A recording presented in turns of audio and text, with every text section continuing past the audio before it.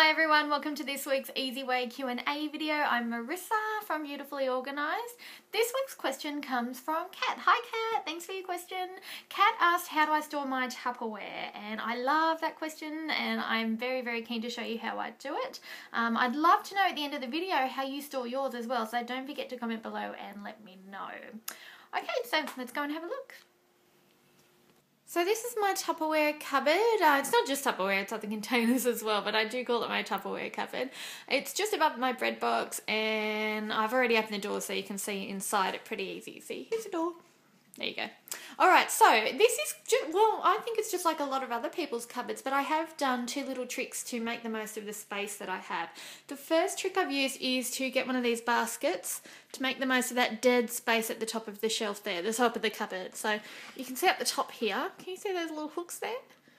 It's just a basket that hooks onto the top of the shelf and it creates an extra layer of space that I can stack the containers onto. So it's better for me to do something like that that divides the shelf into two levels than it is to stack containers on top of each other, so much so that there's like 10 containers there and it's a big deal to get them down then. So I'd rather just have small stacks and make use of the space.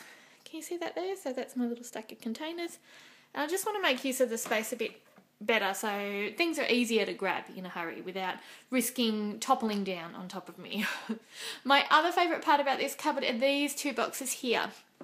These are just cheapy little containers from Kmart. They're lunch boxes actually. I think they cost around $6.50 and these are so good I actually only just bought another one. Okay, so I'll take them down. There's one. There's the other. These are my lid containers. So, in the purple one I keep round lids. And these all just go with the containers on in the cupboard above. And in the pink one I keep square or rectangular lids. You see? And I leave them open when I put them in the shelf. So the aim of having these boxes here is so that when I need to I can go up to the cupboard and grab a container and then just go into one of these really easily and just pick up a lid to go with it. So I don't have to stack containers with lids on and use up all the space that way.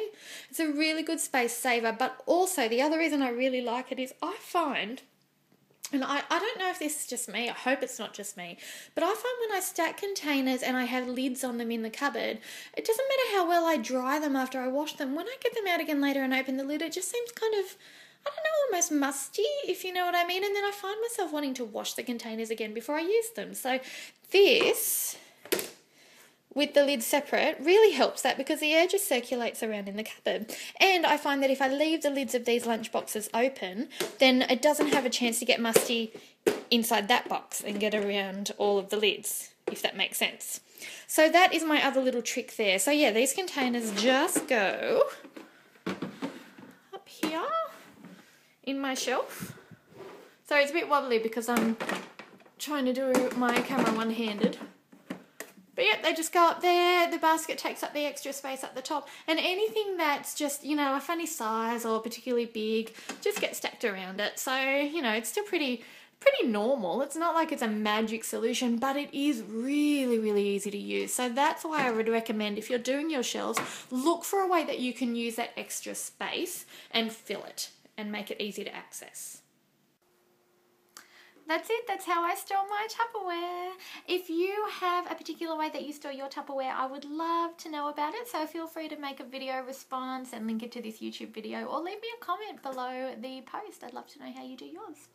Don't forget too, if you have a question for next week's Easy Way Q&A, it's coming up next Friday, then please email it to me at marissa@beautifulyorganised.com or send it to me on Twitter or Facebook or comment here. However you want to get it to me, that's fine. So yeah, if you have something that you'd like to know the easy way to do to save a little bit of time or money or make things a little bit more convenient, then yep, go ahead, send it to me.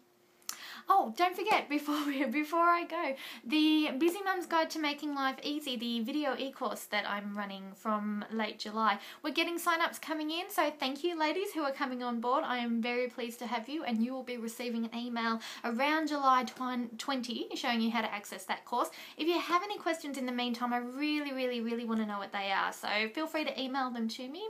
If you're not sure what I'm talking about here and you haven't heard of the Busy Mums e-course, then I'll leave you a link to go and check it out. It's basically a 6-week video workshop where you watch me on video for a couple of minutes every week. I give you a little bit of a handout and a worksheet and set you a couple of challenges, and the whole course is basically designed to make your life a little bit easier. So we will cover things like, you know, having the perfect life versus having the easy life. We'll cover things like how to handle what you need to do every day while your kids are there, so how you actually find that balance between family time and getting things done.